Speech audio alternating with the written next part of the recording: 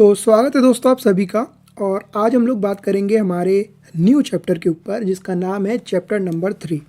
ठीक है, तो इससे पहले मैं आपको बता दूं कि चैप्टर नंबर 2 मतलब जिसमें हम लोगों ने 6 पार्ट में डिस्कस किए हैं वो अब क्या हो गया है, ख़त्म हो गया है ना। उसकी पूरी वीडियोस अपलोड हो चुकी है। आपको इस वीडियो के डिस्क्रिप्शन में या फिर आपको प्लेलिस्ट मिल जाएंगी है ना, हमारे अतीत पार्ट 3 करके। तो वहाँ से इन सभी वीडियोज़ को क्या करना है, देख लेना है। तो अगर आप लोगों ने पूरी वीडियोस देख लिए होंगे तो हम एक जस्ट रिवीजन लेंगे कि किस तरह से हम लोग ने शुरू किया था कि प्लासी का युद्ध होता है और जब प्लासी के युद्ध में अंग्रेज जीत जाते हैं सिराजुद्दौला से, तो किस तरह से चीज़ें आगे बढ़ती है और अंग्रेज धीरे धीरे धीरे धीरे पूरे भारतीय उपमहाद्वीप में क्या करते हैं, अपनी जो शक्ति है और जो शासन है और जो उनका अस्तित्व है उसको धीरे धीरे धीरे साम्राज्य के तौर पर बढ़ाने लगते हैं। ये सब चीज़ें हमने देखा कि किस तरह से चैप्टर 2 में घटी। अब हम बात करेंगे कि ग्रामीण क्षेत्र पर किस तरह से शासन चलाई ईस्ट इंडिया कंपनी ने। तो इससे पहले मैं ये उम्मीद कर रहा हूँ आप लोगों से कि जितनी भी चीज़ें हैं पुरानी वो आपको पता है, आपने तैयार कर ली हो।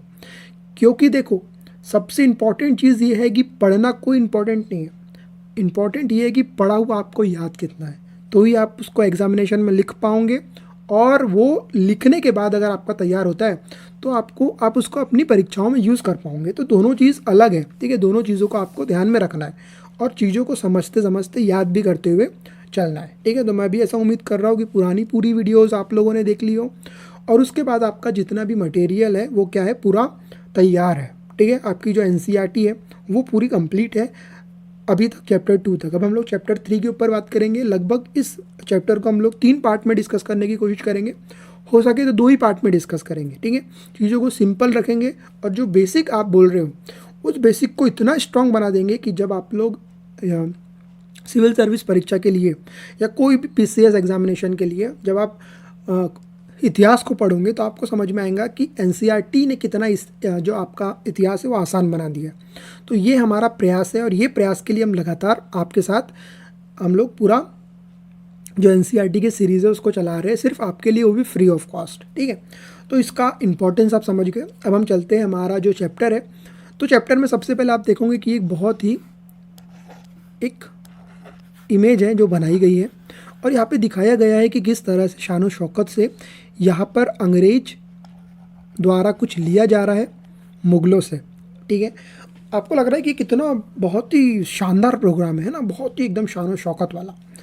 लेकिन आप जब सच्चाई के ऊपर जाओगे तो आपको लगेगा कि ये पूरी घटना बहुत ही साधारण चीज़ पे घटी है, लेकिन आप देखोगे चित्र में कितना बेहतरीन आपको समारोह लग रहा है। इसके बारे में हम आगे बात करेंगे। सबसे पहले देखते हैं कि ये जो है वो हो क्या रहा है ना। तो ये जो चित्र है वो 1765 का है, ठीक है, जहाँ पर रॉबर्ट क्लाइव मुग़ल बादशाह बिहार और उड़ीसा की दीवानी ग्रहण कर रहा है। मतलब जो मुग़ल बादशाह है, ठीक है, उनसे क्या कर रहे हैं, जो अंग्रेज है रॉबर्ट क्लाइव, वो दीवानी ले रहे हैं, ठीक है, दीवानी ग्रहण कर रहे हैं। कहा कि उड़ीसा और बिहार की, ठीक है, उड़ीसा और बिहार की ठीक है। अब आप देखोगे कि कंपनी दीवानी बन गई।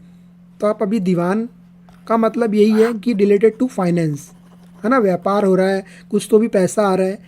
तो ये सब चीज़ों आप समझिए, कंपनी दीवान बन गई। तो अब हम इसके बारे में समझेंगे किस तरह से कंपनी दीवान बन गई। तो आप देखोगे कि 12 अगस्त 1765 में मुग़ल बादशाह ने ईस्ट इंडिया कंपनी को बंगाल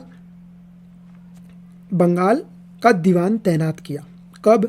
12 अगस्त 1765, ठीक है।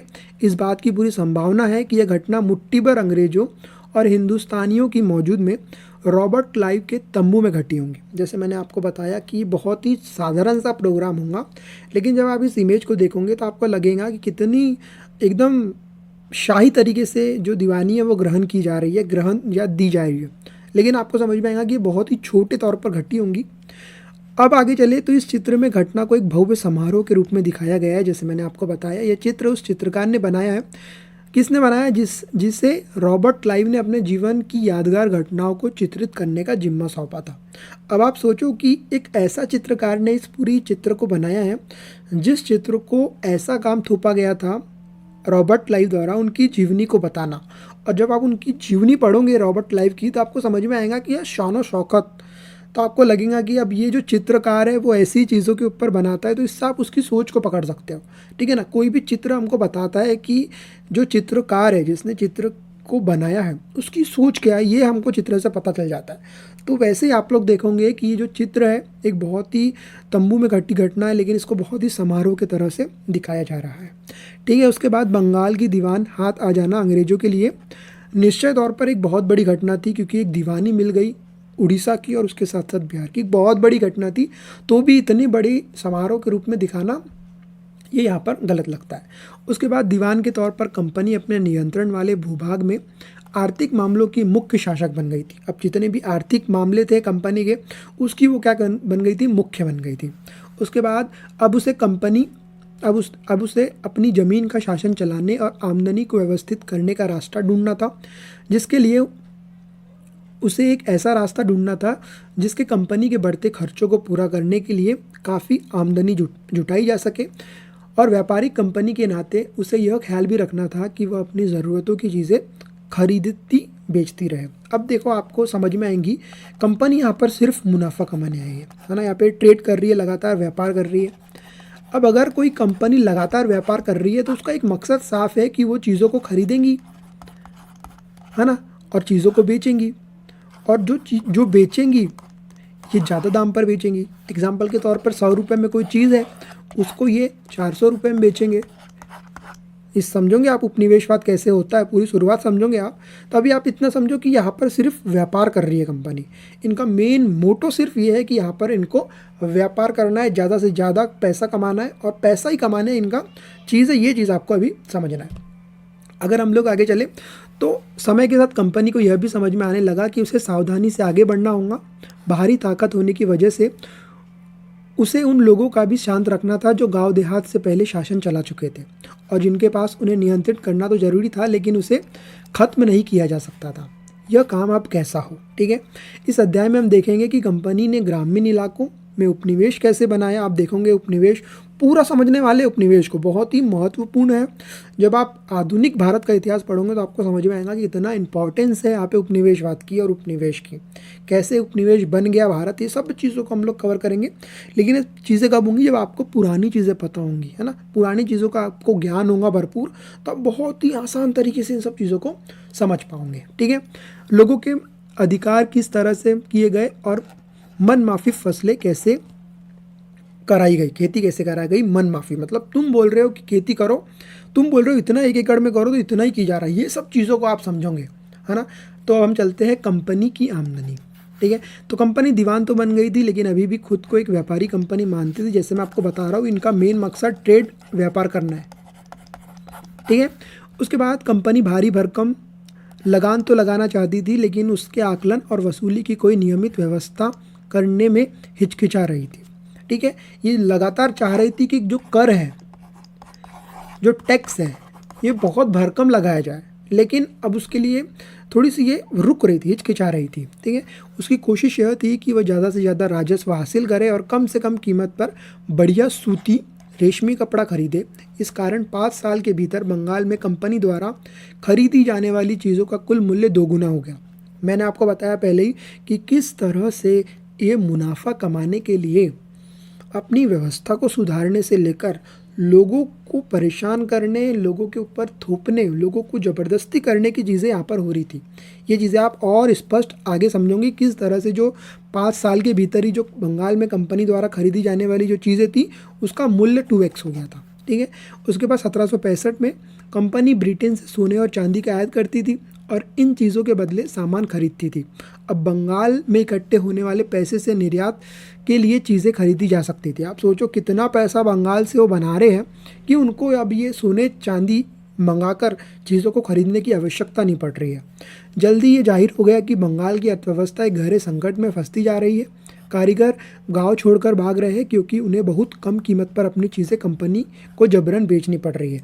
मतलब एग्जाम्पल के तौर पर अगर आप लोग उस समय पर बंगाल में हो और आप 1 एकड़ में अगर कोई भी फसल उगा रहे हो, चावल बोलो, ज्वार बोलो या गेहूँ बोलो, तो अगर आपको इसका 1000 रुपये मिलना चाहिए तो कंपनी सिर्फ इसको मांग रही है 100 रुपये में।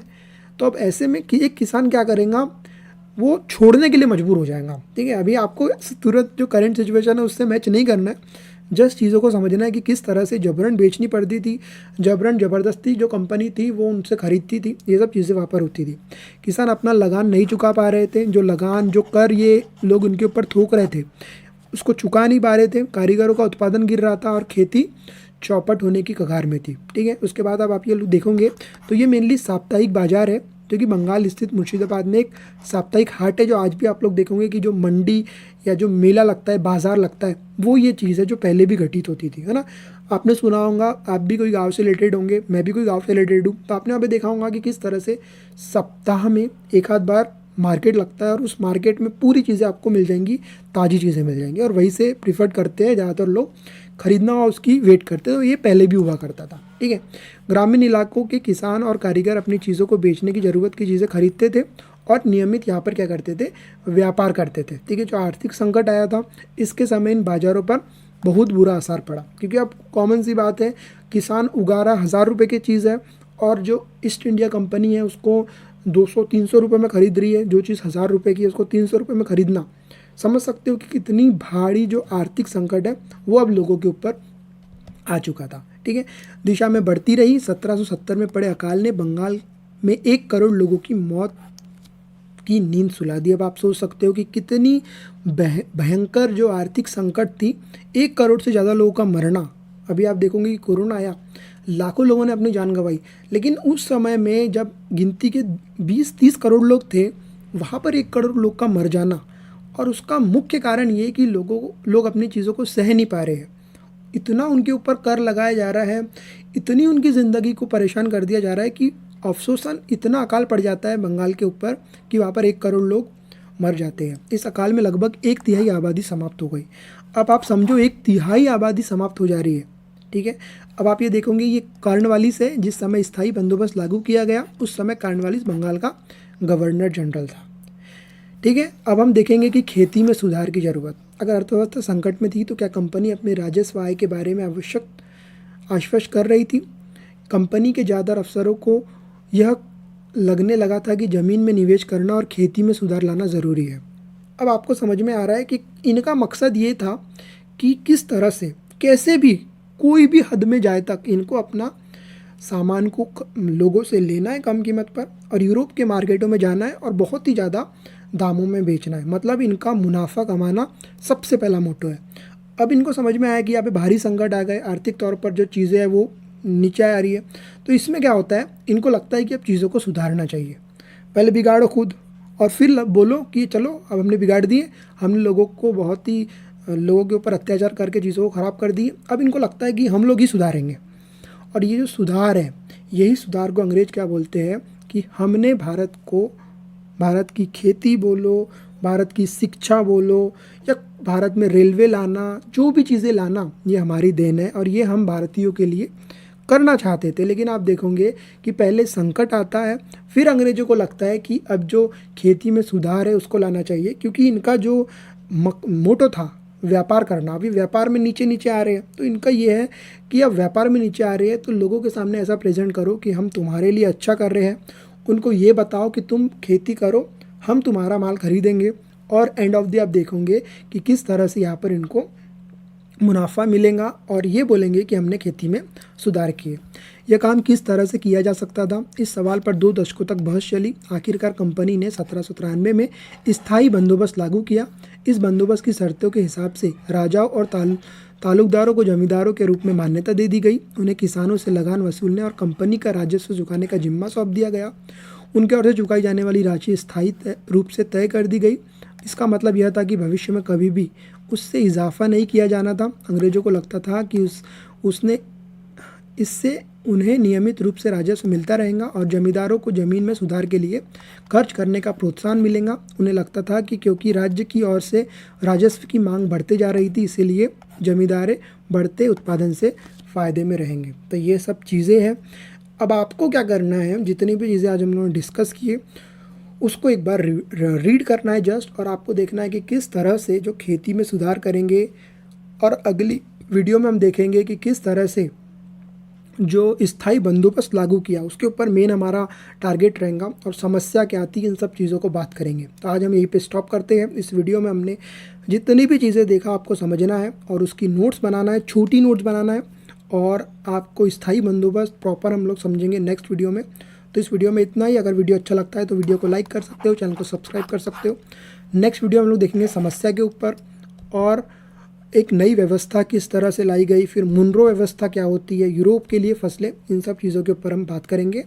और जो नील की खेती है उसके ऊपर भी हम लोग बात करेंगे नेक्स्ट वीडियो में। तो इस वीडियो में इतना ही। नेक्स्ट वीडियो में फिर मिलेंगे। जब तक के लिए जय हिंद, जय भारत।